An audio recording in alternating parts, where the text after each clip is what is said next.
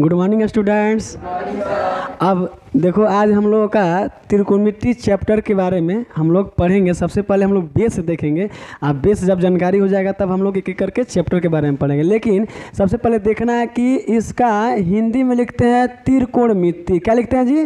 त्रिकोणमिति। यानी त्रिकोणमिति का मतलब क्या होता है, पहले ये जानकारी लेंगे, ठीक है। और तब उसको इंग्लिश में बोलते हैं ट्रिग्नोमेट्री। तब पहले हम लोग त्रिकोणमिति के बारे में जान लेते हैं, तब हम लोग आगे जानेंगे कि त्रिकोणमिति का हिंदी क्या होता है और इंग्लिश क्या होता है। तो पहले देखो, इसको हम तोड़ते हैं। त्रि का मतलब होता है तीन। क्या होता है? तीन। आ कोण मतलब कोने ना होता है जी। कोण बराबर कोण, यानी कोण लिख देते हैं, हो गया ना। कोण का मतलब कोना वाला, अभी बता रहे हैं। अब मिति का मतलब होता है मापना। मिति का मतलब होता है मापना। यानी अब देखो, तीन कोणों की माप को क्या कहते हैं? समझ में आ गया? तीन कोणों की माप को हम लोग त्रिकोणमिति कहते हैं। तीन कोण कौन है? तो यहाँ दिखा रहे हैं। तीन कोण का मतलब होता है कि ये हमारा, इसमें जब भी त्रिकोणमिति चैप्टर आ जाए तो समझ लेना कि उसमें एक समकोण त्रिभुज होगा। कौन सा त्रिभुज होगा जी? समकोण का मतलब होता है कि एक कोण 90 डिग्री का होता है। एक कोण कितना डिग्री का होता है? ये 90 डिग्री का चिन्ह है कि एक कोण 90 डिग्री का होता है। इसको लिख लेते हैं ए, इसको लिख लेते हैं बी, इसको लिख लेते हैं सी। तो बोला कि तीन कोणों की माप को क्या कहते हैं? त्रिकोणमिति कहते हैं। तो जानते हो कौन कोण है? एगो ये कोना बन रहा है, यानी जो कोना बनेगा उसी को क्या बोलेंगे जी? कोण।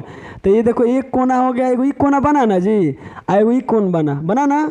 तो यानी 1 2 3, यानी बोला था ना, तीन कोण की माप को क्या कहते हैं? त्रिकोणमिति कहते हैं। ये तो हम लोग पढ़ लिए हिंदी के अनुसार से। अब देखेंगे कि इंग्लिश के अनुसार से क्या होता है। जो इंग्लिश में लिखा गया है ना कि ट्रिग्नोमेट्री, इसका मतलब क्या होता है? तो यहाँ दिखा रहे हैं, देखो। त्रि का मतलब यहाँ भी क्या हो जाएगा? तीन। क्या हो जाएगा? तीन। आ गोण का मतलब होता है भुजा। क्या होता है? भुजा। आ यहाँ मैट्री का मतलब मेट्रोन लिखेंगे। क्या लिखेंगे? मेट्रोन। आ मेट्रोन का मतलब होता है मापना। मेट्रोन का मतलब क्या होता है? मापना। यहाँ देखो, यहाँ हिंदी में अर्थ वही निकला है, लेकिन उसको हम लोग कोण का बारे में चर्चा किए हैं, ठीक है। इसमें देखो, तीन भुजाओं की माप को क्या कहते हैं? ट्रिग्नोमेट्री कहते हैं। यानी हिंदी में भी वही बोला, लेकिन कोना का बात बोला। यहाँ किसका बात बोला है? भुजा का।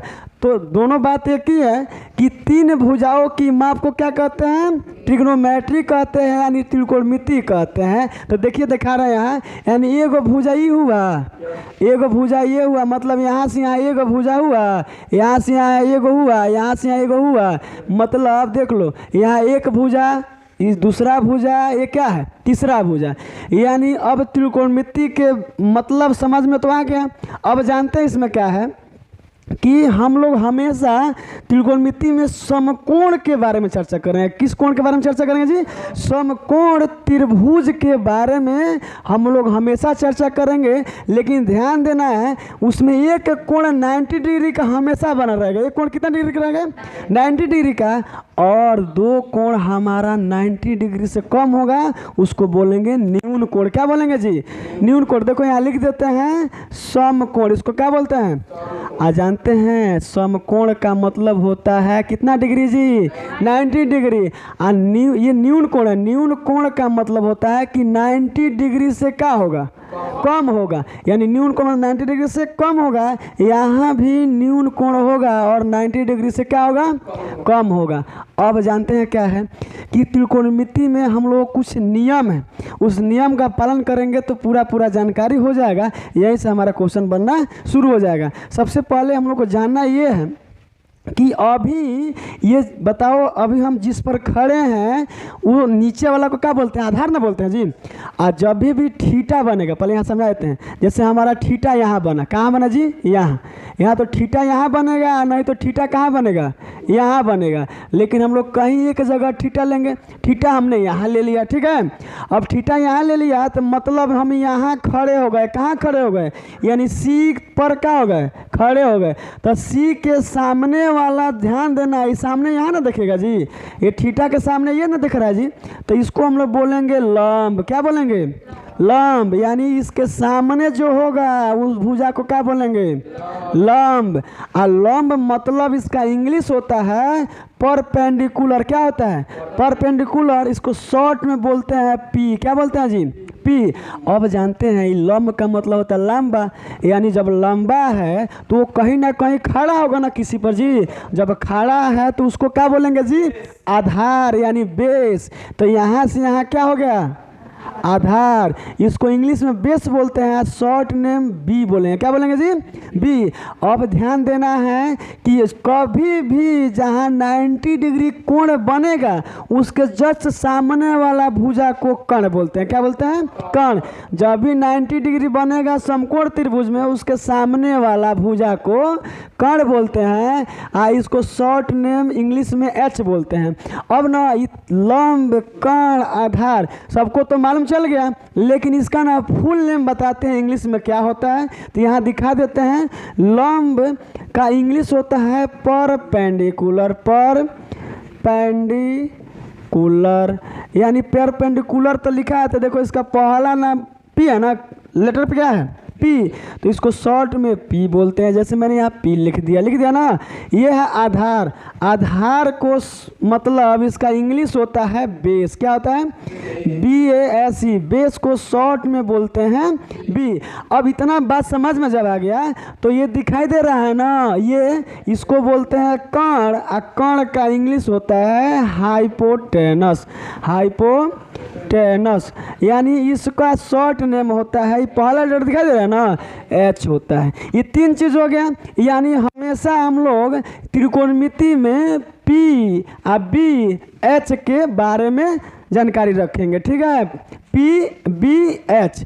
यानी अब देखना है, अब तो मैंने बताया कि जहाँ थीटा होगा उसके सामने वाला पी होगा। हमेशा ध्यान देना है, जहाँ थीटा पूछेगा उसके सामने वाला लंब हो जाएगा, और जिस पर वो खड़ा होगा वो आधार हो जाएगा, और जो सबसे बड़ी जो भुजा होगा वो क्या होगा? कर्ण होगा। इतना बात समझ में आ गया है? हमेशा ध्यान देना है। अब जानते हैं इसमें कुछ नियम है जो हम लोग निष्पत्तियाँ उसको बोलते हैं, यानी त्रिकोणमिति फलन बोलते हैं। ठीक है? अब देखना है कि इसमें साइन, इसमें हम लोग देखो बता रहे हैं कि साइन होता है, एक होता है टेन होता है, और उसके बाद से कॉस होता है। ठीक है? ये तीन गो होता है। तो बता देते हैं तीन, इसका तीन गो अपोजिट होता है, वो होता है 6 गो। कितना हो गया जी? 6। यानी त्रिकोणमिति में 6 निष्पत्तियाँ होता है। कितना निष्पत्तियाँ होता है जी? 6। 6 गो पर ही पूरा हमारा त्रिकोणमिति क्या हुआ है? टिका हुआ है। और इसी से हम लोग बनाएंगे। तो देखो साइन का उल्टा, देखो ये तीर दोनों तरफ दे रहे हैं ना, तो साइन का उल्टा होता है कॉसेक। क्या होता है जी? कॉसेक। या कॉसेक का उल्टा क्या होता है? साइन। देखो तीर का मतलब दोनों तरफ कि ये भी हो सकता है और ये भी हो सकता है। टेन का उल्टा होता है कॉट। देखो कॉट हो गया, यानी कॉट के बदले में टेन लिख देंगे और टेन के बदले में कॉट लिखेंगे, यानी ये उल्टा बता रहे हैं। ठीक है? और कॉस का उल्टा होता है सेक। सेक का मतलब कॉस का उल्टा कहीं पूछेगा तो सेक हो जाएगा, और सेक का उल्टा पूछेगा तो कॉस हो जाएगा। अब ध्यान देना है कि हम लोग एक एक करके अब हम लोग सूत्र यानी फार्मूला के बारे में चर्चा करेंगे। यानी साइन जब हो गया तो थीटा हमारा यहाँ ना है जी, तो ध्यान देना है कि यहाँ लिख लेते हैं कि साइन थीटा। अब देखो मान किसका होगा जी? थीटा का। जैसे साइन थीटा का बात बोल देगा तो वहाँ थीटा का जगह पर खड़ा हो जाएंगे, और इसके सामने जो होगा उसको हम लोग क्या बोलेंगे? लंब। क्या बोलेंगे जी? लंब। तो बताओ, तो लंब लिखेंगे हिंदी में लिखेंगे ना, अब बट्टा में जिस पर वो खड़ा है ना उसको बोलेंगे क्या? आधार। लेकिन आधार की चर्चा नहीं करना है, हमको अभी करना है कर्ण की। तो लंब बट्टा क्या हो जाएगा? कर्ण। अब बताओ, इसको हम लोग इंग्लिश में P/H लिख सकते हैं। लंब P है, देखो H क्या है? कर्ण है। इतना हो गया। अब बताना है कि जब हमारा साइन थीटा बराबर P/, क्या होता है? H होता है, तो क्या कॉसेक थीटा का मान नहीं मालूम चल जाएगा जी? इसको क्या कर देना है जी? उलट देना है। तो बताओ ना, यहाँ लिख देते हैं कॉसेक थीटा। अब इसको सीधे हम लोग क्या कर देंगे? उलट देंगे, क्योंकि साइन का उल्टा क्या होता है? कॉसेक। तो देखो इसको उलटो, H/, क्या हो जाएगा? पी। इतना बात समझ में आ गया ना। यानी एगो जब हम लोग तैयारी कर लेंगे तो दूसरा भी मान क्या हो जाएगा, निकल जाएगा। अब ध्यान देना है तो दो गो फार्मूला तैयार हो गया।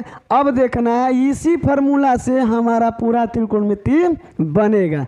अब देखना है कि टेन थीटा, देखो हम टेन और थीटा हमारा यही ना है जी, तो टेन थीटा बराबर लंब बटा आधार होता है। तो लंब मतलब यहाँ दे दिया है और यहाँ आधार दे देना है, ठीक है। तो लंब बटा आधार, लंब को शॉर्ट में बोलते हैं पी और आधार को बोलते हैं बी। अब बताओ टेन के उल्टा यहाँ क्या होता है जी, कॉट। जिस प्रकार साइन का उल्टा कॉस है उसी प्रकार टेन का उल्टा कॉट। तो यहाँ हम उल्टा इसका लिखेंगे कॉट थीटा। क्या लिखेंगे जी, कॉट थीटा। थीटा क्यों ले रहा है, थीटा यहाँ है तो इसके सामने वाला लंब होता है, तो इसको हम उलट देंगे, उलटेंगे तो क्या बाई पी, ठीक है। और तो मतलब इसका उल्टा यहाँ क्या हो गया, कॉट हो गया। अब देखो हम लोग टेन का उल्टा कॉट, यहाँ मान भी निकल गया, टेन थीटा बराबर पी बाई बी और कॉट थीटा बराबर बी बाई पी। इतना हो गया ना। अब देखो एगो बच गया है, कौन, कॉस। अब देखना है कि कॉस थीटा, यानी थीटा हमारा यही है, यही ध्यान देना है। थीटा कहाँ है, जहाँ है वहीं है। तो कॉस थीटा बराबर होता है आधार बटा कर्ण। तो आधार अब बट्टा में क्या हो जाएगा, कर्ण। अब बताओ इंग्लिश में आधार का मतलब बी और कर्ण का मतलब एच। अब ध्यान देना है कि कॉस का उल्टा क्या होता है, सेक होता है। तो यहाँ कॉस थीटा के बदले में उल्टा में क्या लिखेंगे, सेक थीटा। तो इसको भी उलट देंगे तो एच बाई क्या हो जाएगा, बी हो गया ना। यानी यही हमारा 6 गो निष्पत्तियाँ है और 6 गो निष्पत्तियाँ जब याद हो जाएगा तो हमारा ये त्रिकोणमिति का बेस पूरा कंप्लीट हो जाएगा। इसमें और भी फार्मूला है लेकिन अब हम यहाँ दिखा दे रहे हैं। देखो क्या करना है कि अभी हमारा थीटा तो यहाँ था, ध्यान से, बहुत अच्छा पॉइंट है यहाँ। अभी यहाँ थीटा तो हमारा सी था ना, थीटा क्या था, सी। अब हमारा मन किया कि थीटा अब हम कहाँ रखेंगे, ए पर। तो अब हम उधर से देखेंगे तो हमारा लंब क्या हो जाएगा, ये बी सी हो जाएगा। क्या हो जाएगा, लंब हमारा क्या हो गया, बी सी। आई किस पर खड़ा है जी, ए बी पर। तो ए बी हमारा आधार हो गया, कोण कभी बदलता नहीं है। तो अभी भी हमारे क्वेश्चन आगे आएंगे जो हम एक एक करके सॉल्व करेंगे। ये हमारा बेस था। बेस उम्मीद करता हूँ कि सबको अच्छा से समझ में आया होगा। जय हिंद।